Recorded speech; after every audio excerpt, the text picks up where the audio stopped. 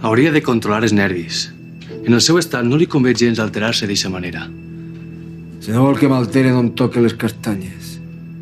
Jo estic fent la meva feina i no pense tolerar impertinències. I el mateix li dic respecte a l'infermer. He acabat? Ja li he donat les instruccions a Andreu sobre la medicació i les cures. Ell l'ajudarà a agitar-se i a alçar-se. Li farà el dinar i el sopar. I l'ajudarà a vestir-se. Li demane que el tracte en respecte. Jo l'únic que necessito és que vaig a comprar el que jo li diga. Andreu és un infermer, no un criat. Està per a cuidar-lo, no per a servir-lo. Faça-li cas. Jo passaré cada dia per a veure com evoluciona.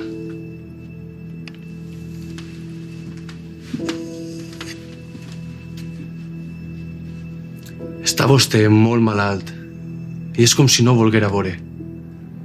Encara no entenem com continua viu.